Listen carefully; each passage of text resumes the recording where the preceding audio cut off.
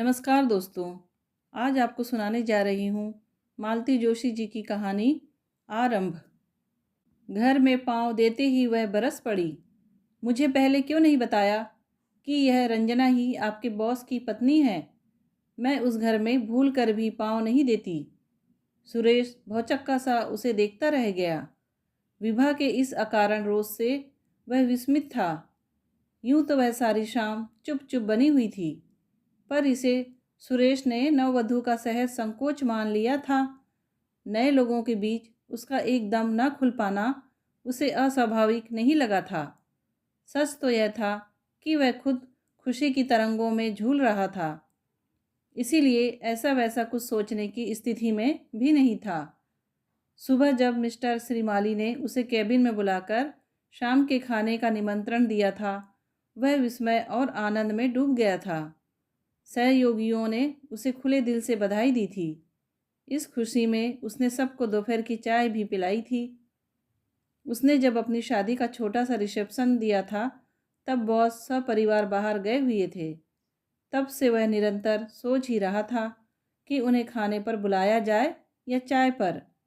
उसकी योजना तो धरी रह गई, उल्टे उन्होंने ही उसे सपरिवार खाने पर बुला लिया।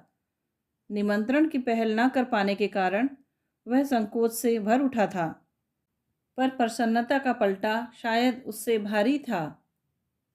एक तरह से हवा के घोड़े पर सवार होकर ही वह घर पहुंचा था। बड़ी उमंग के साथ उसने विभा को यह समाचार दिया था। दोनों खूब सज संवर कर ही बॉस के घर पहुंचे थे। वहां एक और सुखद आश्चर्य उनकी प्रतीक्षा कर रहा था। मिसेस श्रीमाली उसे देखते ही किलक उठी थी। उन्होंने आगे बढ़कर विभा को गले लगा लिया था। पता चला दोनों बीए तक साथ पढ़ी हैं। इस जानकारी के बाद सुरेश को सारा आयोजन और भी भव्य दिव्य लग उठा था। मेज पर करीने से परोसे गए व्यंजनों का स्वाद दुगुना हो गया था। मिसेस श्रीमाली पूरे समय विभा की तारीफ करती रही। उनके आग्रह पर विभा को गाना भी सुनाना पड़ा। पुरानी सखी से इस तरह अचानक भेंट हो जाने पर मिसेस श्रीमाली तो बड़ी प्रसन्न दिखाई दी, पर उस प्रसन्नता का संतोष भी विभा के चेहरे पर नहीं झलका। और तो और सामान्य शिष्टाचार भी उससे निभाते नहीं बना।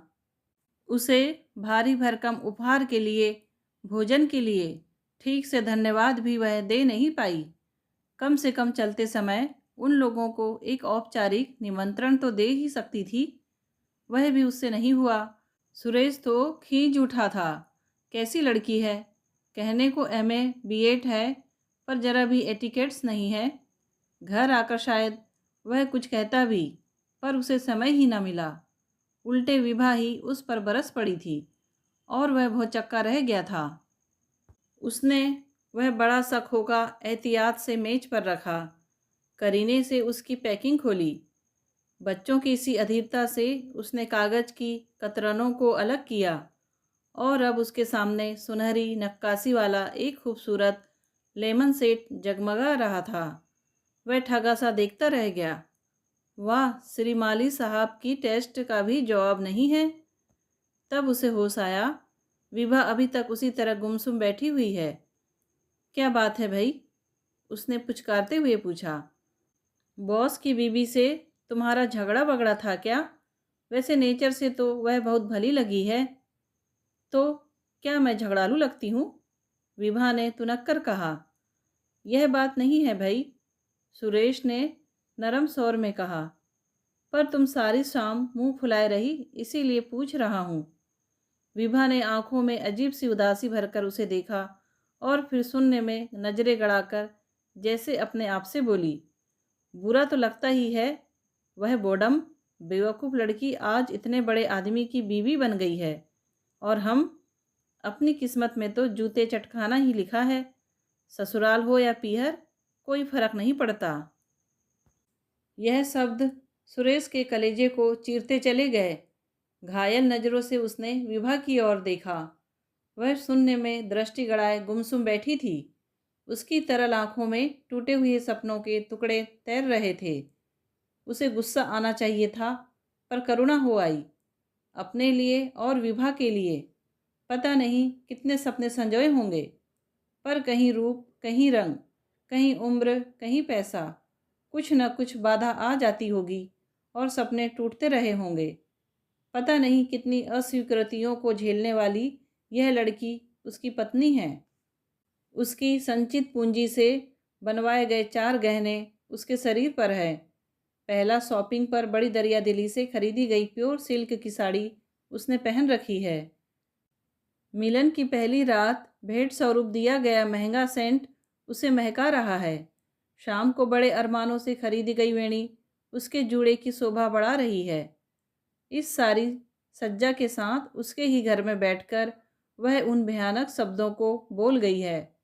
सुरेश भीतर तक हिल गया था। उसका मन हुआ चीख कर कहे, मैं बहुत बड़ा आदमी नहीं था, इसीलिए तुम्हें स्वीकार कर सका।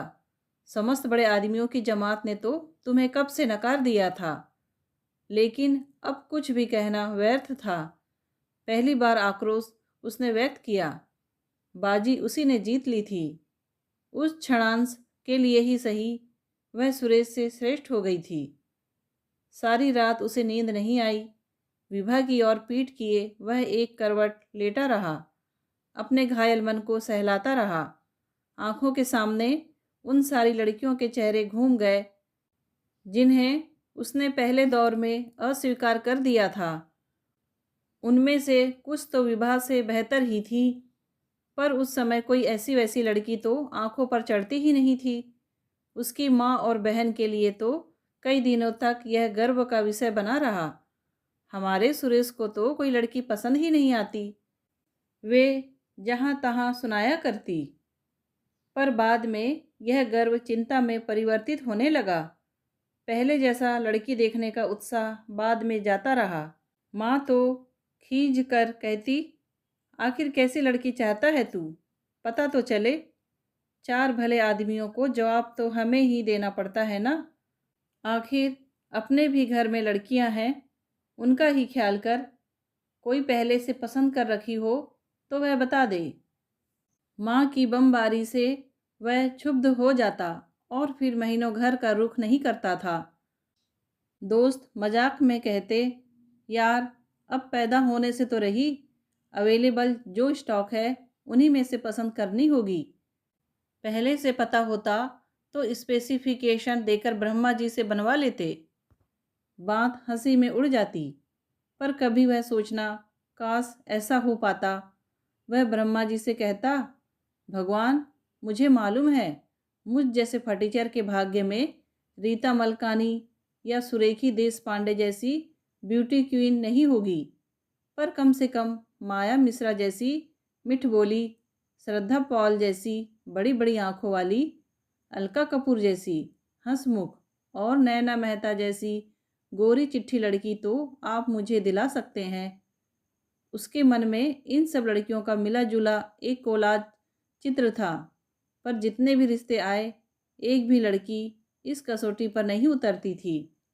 एक दिन सचिन दिवाकर, उसका दोस्त, एकदम सीरियस हो गया था। बोला, सुरेश तुम्हारा कोई अफेयर हो तो साफ बता दो, कम से कम लड़की वालों से साफ कह तो सकूंगा। बेचारे आस लगाए आते हैं। जानते हो तुम्हारे लिए अब तक 3 जगह जलील हो चुका हूँ। सॉरी यार, पर दिवाकर ने उसे वाक्य पूरा करने नहीं दिया। बोला, फालतू बातें बंद, साफ साफ बताओ माजरा क्या है। माजरा कुछ नहीं है यार, कुछ होता तो तुझे पता नहीं चलता। तो फिर यह तमाशा क्या है? क्या लड़कियां रिजेक्ट करने का रिकॉर्ड बनाना चाहते हो? मुझे क्या मज़ा आता है रिजेक्ट करने में, पर कोई ढंग की मिले तो। ढंग की मतलब कैसी? दिवाकर जिरह पर उतर आया था। ढंग की मतलब जो मेरी कल्पनाओं से मेल खाती हो, मेरे सपनों में फिट बैठती हो, मेरी अपेक्षाओं के कुछ तो निकट हो। सुरेश ने समझाने का भरसक प्रयत्न किया। दिवाकर एकदम बौखला गया। बोला, भैया कल्पना अपनी जगह ठीक है, पर वास्तविकता से उसका कुछ लेना देना नहीं होता। सपने देखना कोई अपराध नहीं है, पर उन्हें यथार्थ में उतारने की चेष्टा बेवकूफ़ी है। तुम क्या सोचते हो, हमें सपने देखना नहीं आता? हमारी कल्पना शक्ति को क्या दीमक चाट गई है? लेकिन भाई मेरे, हम यह कभी नहीं भूले कि हमारी ड्रीम गर्ल इन 2 कमरों के मकान में हमारी टटपुंजिया तनख्वाह पर गुजर बसर करने कभी नहीं आएंगी। इस काम के लिए तो इस धरती की बेटी को ही चुनना पड़ेगा। सपनों की रानी तो कार वालों को, बंगले वालों को ही नसीब होती है। इस तरह 2 टूक शब्दों में सत्य को उसके मुंह पर फेंक कर दिवाकर तो चला गया था, पर जाते जाते उसके अहम को भी चूर चूर कर गया था। हताशा की उस चरम स्थिति में जो भी पहला रिश्ता सामने आया उसने मंजूर कर लिया। घर में तो जैसे तूफान आ गया था। कैसी अच्छी अच्छी लड़कियां नकार दी थी, और अब लोग देखेंगे तो क्या कहेंगे? क्या इसी के इंतजार में इतने साल कुंवारे बैठे थे? तब दिवाकर ने ही उसका मनोबल बढ़ाया था। ऐसी बुरी भी नहीं है भाई। वो तो आजकल लड़कियां नौकरी करते करते मुरझा जाती हैं, शादी की चिंता में सूख जाती हैं। बस बढ़ती उम्र का एहसास उनकी रौनक छीन लेता है। एक बार शादी हो लेने दो, फिर देखना। उसने झूठ नहीं कहा था। जो लड़की वह देखने गया था और जो उसके यहाँ दुल्हन बनकर आई थी, उन दोनों में ही काफ़ी अंतर था। फिर शादी के बाद तो महीने भर में उसकी रंगत ही बदल गई। चेहरे पर निखार आ गया। उसका सारा व्यक्तित्व ही जैसे खिल उठा। आदतन वह उसे अच्छी लगने लगी थी। उसका बनाया खाना वह रुचि के साथ खाने लगा था। उसके साथ गृहस्थी की छोटी मोटी खरीदारी करने में उसे आनंद आने लगा था। दफ्तर से लौटते हुए वह रोज उसके लिए वेणी लाता था। शाम को रोज घुमाने ले जाता था। कभी आइसक्रीम, कभी गन्ने का रस, कभी चाट। मसलन कोई शाम खाली नहीं जाती थी। हर रात वह उसके साथ प्रणय के नए अध्याय रचता था। विभा भी अभिभूत सी हर पल उसके आसपास मंडराया करती थी।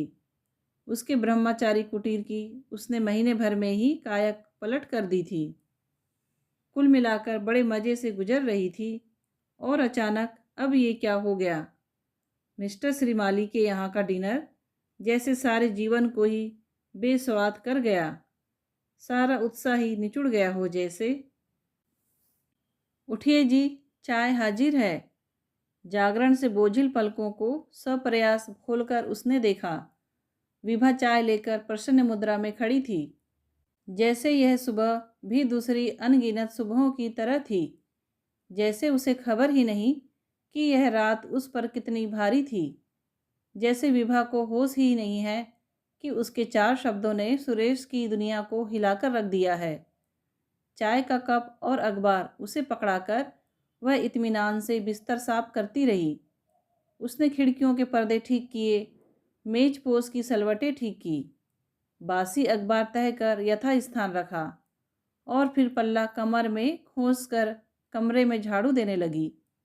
उसके प्रत्येक कार्यकलाप में एक सुघड़ गृहिणी के लक्षण परिलक्षित हो रहे थे। रोज सुरेश विभा की इन्हीं भंगिमाओं को विमुग्ध भाव से देखता था, पर आज उसे उनमें अद्वितीय जैसा कुछ भी नहीं लगा। वह निर्विकार भाव से पेपर पढ़ता रहा। अगले 4-5 दिन तक वह इसी तरह उदास बना रहा, किसी रूठे हुए बच्चे की तरह अपने आप में खोया रहा। उसके भीतर प्रतिपल जैसे कुछ सुलगता रहा, पर अपनी नई नवेली गृहस्थी को सजाने संवारने में खोई विभा को इसका पता ही ना चला। उस दिन शायद रविवार था, एक निरानंद रविवार। वह 9 बजे तक बिस्तर में ऊँघता रहा, फिर नहा धोकर बाजार निकल गया। 2 घंटे बाद वह लौटा तो विभा डोसे का सरंजाम किए उसकी बाट देख रही थी। उसने चुपचाप नाश्ता किया, हमेशा की तरह तारीफ के पुल नहीं बांधे। सुनिए, विभा ने लाड़ भरे अंदाज में कहा। क्या? वो सामने वाले मुखर्जी साहब हैं ना, उनका ट्रांसफ़र हो गया है। तो वो कई चीज़ें बेच रहे हैं। पति की बेरुखी से बेखबर विभा कहती रही। ड्रेसिंग टेबल भी बेच रहे हैं, सिर्फ 200 में दे रहे हैं। मैं बात करूं? क्लर्कों के घर में ड्रेसिंग टेबल शोभा नहीं देती, उसने तल्ख स्वर में कहा। ड्रेसिंग टेबल कोई मारुति कार तो नहीं है जो आप ऐसी बात कर रहे हैं। आजकल तो इतनी कॉमन हो गई है। मैंने एक बार कह दिया ना, मैं वही चीज़ें लाता हूँ जो मेरी झोपड़ी में शोभा देती है। बीवी का चुनाव भी मैंने इसी दृष्टिकोण से किया है। सुरेश ने बात खत्म की और एकदम हल्का हो आया। 4-5 दिन से मन पर एक बोझ था, एक फांस सी चुभ रही थी। अब कुछ शांत हो गया, जैसे बदली के बाद आसमान साफ हो जाता है। वह पुनः अपने खिले हुए मूड में लौट आया। बोला, लम्हे देखनी थी तुम्हें, अल्पना में लगी है, 3 के शो में चलेंगे। विभा ने हाँ या ना कुछ भी जवाब नहीं दिया, लेकिन जब 2 बजे चाय बन गई तो वह समझ गया कि पिक्चर का प्रोग्राम मंजूर हो गया है। फिर दोनों तैयार होने लगे, पर विभा ने इतराकर यह नहीं पूछा कि साड़ी कौन सी पहनूं, बाल खुले रहने दूं या जोड़ा बना लूं। न उसने गमले का गुलाब तोड़कर बालों में लगाया। सुरेश समझ गया कि वह भी भीतर तक हिल गई है। धोबी के कपड़े अब तक वैसे ही कपड़े में बंधे पड़े हैं। सब्जी का थैला भी खाली नहीं किया गया है। धुले हुए बर्तन भी जैसे तैसे अलमारी में रख दिए गए थे। उनका पिरामिड नहीं बना था। लगता था उसका सारा उत्साह किसी ने सोख लिया है। 2:30 बजे वह सीटी बजाता हुआ बाहर निकला। विभा ने चुपचाप बाहर निकलकर ताला डाला, चाबियां सुरेश को थमा दी। चाबियां जेब में डालते हुए सुरेश बोला, टेम्पो में चलते हैं और भीड़ ना हुई तो फर्स्ट क्लास में ही बैठेंगे। No taxi, no balcony, no फिजूल खर्ची। हनीमून समाप्त हो गया था, गृहस्थी शुरू हो गई थी। दोस्तों, कहानी पसंद आई हो तो प्लीज़ लाइक, शेयर और सब्सक्राइब ज़रूर कीजिए। कहानी सुनने के लिए आपका धन्यवाद।